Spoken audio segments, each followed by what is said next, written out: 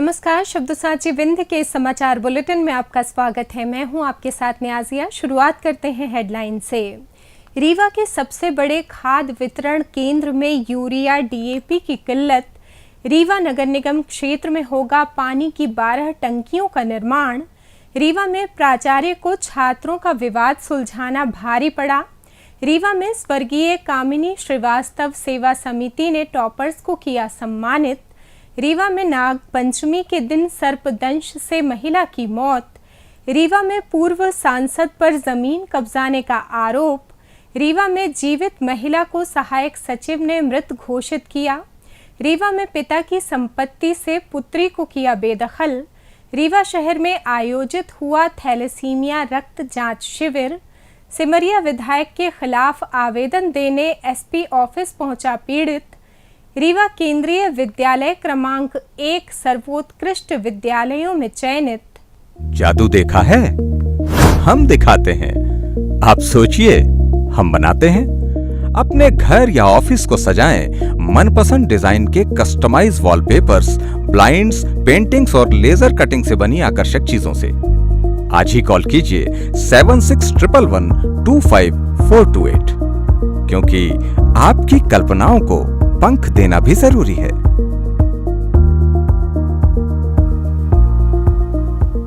अब खबरें विस्तार से। रीवा के सबसे बड़े खाद वितरण केंद्र करहिया मंडी में खाद, यूरिया और डीएपी की किल्लत है, जहां किसान सुबह से शाम तक इंतजार करने के बाद भी खाली हाथ घर लौटने को मजबूर हैं। मंडी में सोमवार को जमकर हंगामा देखने को मिला, जहां खाद और डीएपी लेने आए किसानों ने जब खाद और डीएपी मांगा तो उन्हें राखड़ थमा दी गई। किसानों का कहना है कि खेती किसानी का सीजन चल रहा है, हम लगातार कई दिनों से यहाँ पर खाद और डीएपी लेने आ रहे हैं, लेकिन हर बार ये कह दिया जाता है कि 3 दिन बाद मिलेगी।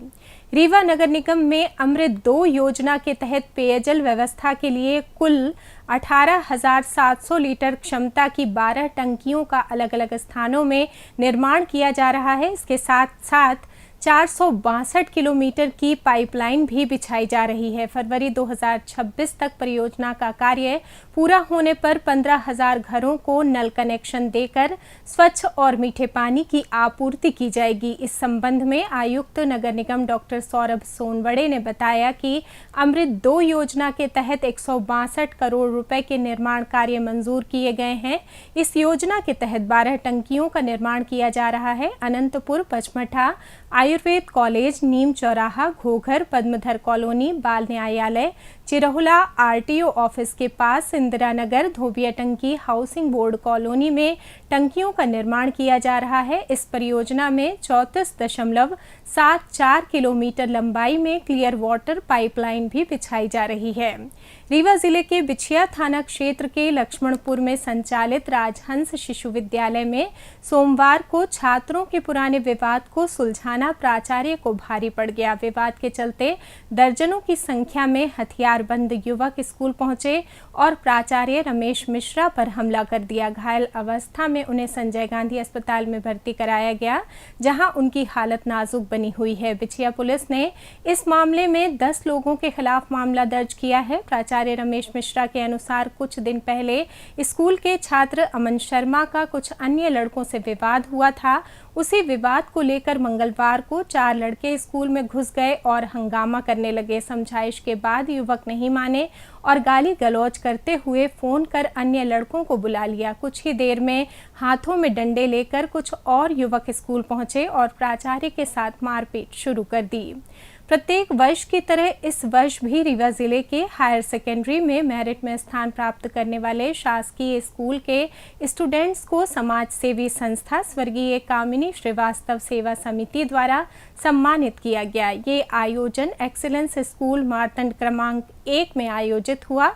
सभी पुरस्कृत छात्र छात्राओं ने इस मौके पर अपनी सफलता का मंत्र साझा किया। रीवा जिले के चुरहटा थाना क्षेत्र के ग्राम खोखम में सोमवार मंगलवार की देर रात्रि एक महिला की सर्पदंश से मौत हो गई। बताया जा रहा है कि महिला बुटान रावत बीती रात्रि जमीन में सो रही थी। इसी दौरान कमरे में सांप घुस आया और बुटान को काट लिया, जिससे बुटान की मौत हो गई। घटना के संबंध में मृतक महिला के पति सुखनंदन ने बताया, सांप पत्नी को काटने के बाद उससे भी लिपट गया था, जिसे उसने ले जाकर बाहर फेंक दिया। नौबस्ता चौकी के ग्राम सुमेदा निवासी भगवान दीन साकेत ने आरोप लगाया है कि पूर्व सांसद देवराज सिंह के लोगों ने उनकी जमीन पर बनी बाड़ी को अवैध रूप से तोड़ दिया है। पूर्व सांसद पर आरोप है कि उनके द्वारा पहले भी उनकी जमीन पर कब्जा किया गया था, जिसे वर्षों तक कोर्ट में चले मुकदमे के बाद रीवा न्यायालय के आदेश पर हल्का पटवारी एवं अन्य राजस्व अमले द्वारा सीमांकन कर वापस दिलाया गया था। लेकिन देवराज सिंह अभी भी सरकारी जमीन पर अवैध कब्जा किए हुए हैं। ताज़ा मामला 24 जुलाई की रात का है, जब भगवान दीन साकेत की बाड़ी को काट दिया गया। इस पूरे मामले की शिकायत नौबस्ता चौकी में दर्ज कराई गई है। फिलहाल पुलिस मामले की जांच में जुटी है। मंगलवार को रीवा के कलेक्टर कार्यालय में जन सुनवाई के दौरान एक वृद्ध महिला बेटे की गोद में बैठकर अधिकारियों के सामने ये बताने के लिए पहुंची कि वो जीवित है। गढ़ निवासी वृद्धा के बेटे ने बताया कि 2 जून 2024 को रिकॉर्ड में उसकी मां देववती सिंह को गांव के सहायक सचिव ने मृत दर्शा दिया। तब से राशन और पेंशन आदि मिलना बंद हो गया। इस संबंध में जब वो जानकारी लेने पंचायत ऑफिस पहुंचा तो वो ये देखकर चौंक गया कि सरकारी रिकॉर्ड में उसकी मां को मृत घोषित कर दिया गया है। ये मेरी माता जी हैं, इनको 2024 से मृत घोषित किया गया है। मैं केवाईसी करा के थक गया, हर जगह ऑटो ले जाके। वो बोलते हैं कि 3000 रुपये हमको दो, सेक्रेटरी बोलते हैं कि 3000 रुपये दो। कैसे आप कहेंगे कि मृत घोषित है? मृत घोषित का मेरे पास प्रमाण है, मृत घोषित का मेरे पास प्रमाण है, मैं निकलवा के रखा हूँ। कौन घोषित किया था मृत? ये सहायक सचिव प्रियंका गुप्ता, उस सब मैं लगा दिया हूँ कलेक्टर साहब के पास। अब इसके आगे क्या होता है वो जाने, उनका काम जाने।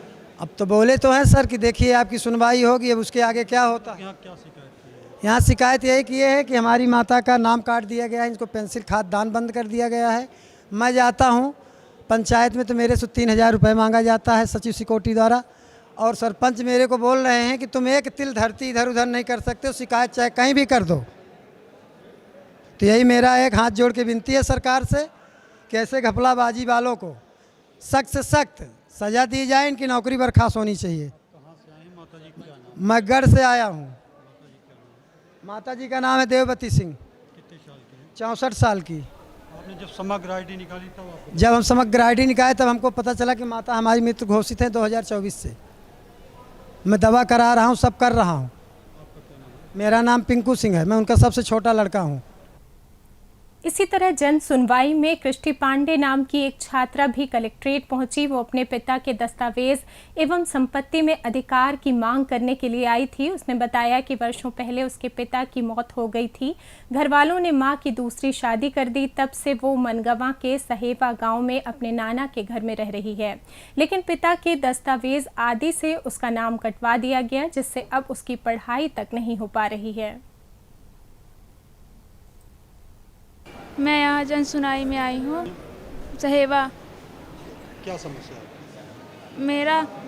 मेरी आईडी कार्ड दी गई है। मेरे पापा की डेथ हो गई है। वो कब हो गई थी? मैं छोटी थी, मेरी मम्मी को वहाँ से निकाल दिया गया और मेरी मम्मी यहाँ चली आई नन्ना के यहाँ। मेरे नन्ना जी मेरी मम्मी की शादी कर दिए। मैं छोटी थी और तो मतलब पिताजी क्या से आपको अधिकार नहीं मिल पा रहा? हाँ, मेरा अधिकार नहीं मिल पा रहा है। इसलिए पढ़ाई नहीं कर पा रही? हाँ। आपके बब्बा और जो होंगे तो क्या कहते हैं? मेरे बब्बा जी नहीं है। नहीं तो जो और कोई हैं घर में? वो निकाल दिए गए, पूरा मेरा काट दिए, पूरा कागज वगैरह सब फाड़ दिए हैं, वो वहाँ से निकाल दिए। इस वजह से आप पढ़ नहीं पा रही? हाँ, इसी वजह से मैं पढ़ नहीं पा रही हूँ।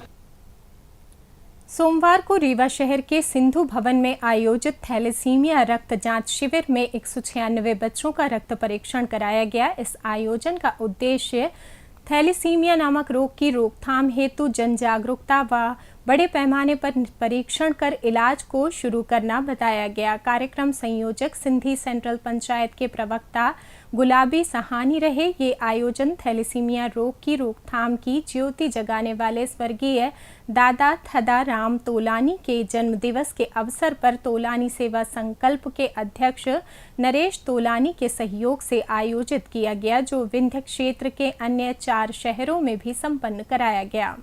24 जुलाई की रात सिमरिया विधायक अभय मिश्रा पर कथित तौर पर अपने कर्मचारी अभिषेक तिवारी से मारपीट का मामला लगातार सुर्खियों में बना हुआ है। मंगलवार को पीड़ित अभिषेक अपने परिजन और बीजेपी नेताओं के साथ एसपी कार्यालय पहुंचे और एएसपी आरती सिंह को ज्ञापन पत्र देकर मांग की है कि उन्हें न्याय दिया जाए। परिजन का आरोप है कि अभिषेक तिवारी के साथ बेरहमी से मारपीट की गई और उल्टा उनके खिलाफ मुकदमा भी दर्ज करा दिया गया।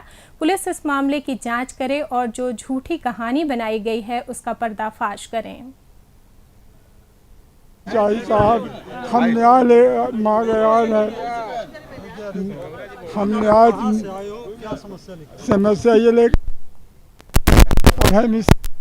लड़के को घर अपने बंगला में मारा और फिर मुकदमा भी दर्ज करा दिया। तो सबसे निवेदन है कि हमारे लड़के को मुकदमा से बचाया जाए और उसको जो अपराधी ये अपराध किया है वो अपराध की सज़ा उसको मिलनी चाहिए। हम आए हैं ग्राम भलुआ पोस्ट महरबा से। उसको 4 दिन से हम लिए हैं संजय गांधी में। एसपी ऑफिस आए हैं आप? हम एसपी आए। सुनवाई अब होगी, करेंगे सुनवाई तो होगी, अगर नहीं करेंगे तो नहीं होगी। ये आपकी शिकायत पे अपराध तो दर्ज हुआ है? हाँ, हुआ है। अब क्या चाह रहे हैं? हम ये चाह रहे हैं कि ये जो अपराधी है उसकी सज़ा पाए। मुकदमा नहीं कराया गया, जौने ढंग से उसको मारा गया, घसीट कर ले गया, तो उसके ढंग से उसको न मुकदमा मिला। और चूँकि एक अंगुली काटने से उसको तुरंत FIR करके और उसको वो कराया गया, अपराधी बनाया गया लड़के को। और कौन कहता है, हम जानते नहीं कि उसकी अंगुली कटी या नहीं कटी। नई शिक्षा नीति 2020 की 5वीं वर्षगांठ के अवसर पर पीएम श्री केंद्रीय विद्यालय क्रमांक 1 रीवा को जबलपुर रीजन के तहत सर्वोत्कृष्ट पीएम केंद्रीय विद्यालय के रूप में चयनित किया गया है। इस अवसर पर आयोजित कार्यक्रम में रीवा कमिश्नर BS जामोद ने विद्यालय की इस उपलब्धि पर बधाई दी। उन्होंने कहा कि ये सिर्फ रीजन ही नहीं बल्कि पूरे भारत का नंबर 1 स्कूल बने, यही हमारी शुभकामनाएं हैं। पीएम श्री में चयनित किया गया है रीवा केंद्रीय विद्यालय में, क्या कहना चाहिए? जबलपुर जोन में, जबलपुर रीजन में पीएम श्री रीवा विद्यालय क्रमांक 1 को बेस्ट स्कूल के रूप में चयनित किया गया है और नेशन को डेडिकेटेड किया गया है। ये रीवा के लिए एक बहुत ही गौरव का पल है। विद्यालय परिवार को मैं हार्दिक बधाई देता हूँ और शुभकामनाएं व्यक्त करता हूँ कि न सिर्फ रीजन में बल्कि पूरे भारतवर्ष से नंबर 1 स्कूल बन के दिखाएं। सर, आप इस स्कूल की, आपके संरक्षण में ये स्कूल चल रहा है और एक लड़की आज दिल्ली में है, क्या कहेंगे? निश्चित तौर पे जैसा मैंने कहा है कि बहुत ही गौरव का पल है ये। हमारे विद्यालय की छात्रा आज पूरे राष्ट्र में जो प्रदर्शनी लगी है, एकमात्र पूरे रीजन की एकमात्र विद्यालय के रूप में चयनित हुई है और हमारे विद्यालय की छात्रा वहाँ पर अपना प्रतिनिधित्व कर रही है, अपना हुनर वहाँ पर प्रदर्शित कर रही है। तो उसको बधाई और शुभकामनाएं कि वो और इस तरह से नवाचार आगे करते रहें। मंगलवार को रीवा के कृष्णा राज कपूर ऑडिटोरियम में विंध्य के 69 मीसाबंदियों का सम्मान किया गया। इस समारोह में मीसाबंदी संघ के प्रदेश अध्यक्ष समेत मीसाबंदी रहे पूर्व विधायक शंकरलाल तिवारी, पूर्व विधायक रामलखन शर्मा, सुभाष श्रीवास्तव, कौशल सिंह, बृहस्पति सिंह, राजेंद्र ताम्रकार, प्रभाकर सिंह समेत रीवा सीधी सतना शहडोल के मीसाबंदियों को सम्मानित किया गया। इस दौरान उपस्थित मीसाबंदियों ने बताया कि 18 महीने तक उन्हें जेल में रखा गया, उन्हें तरह तरह की यातनाएं दी गईं, लेकिन देश के लोकतंत्र की इस लड़ाई से वे हार नहीं माने। वे सभी पूरे हौसले के साथ लड़ाई लड़ते रहे। अब जान लेते हैं रीवा शहर में कल होने वाले कार्यक्रमों के बारे में। रीवा में 30 जुलाई को शारदा संगीत मंडली के आयोजकत्व में अखंड रामचरित मानस पाठ का आयोजन शहर के मनकामेश्वर मंदिर में सुबह 11 बजे से संचालित होगा।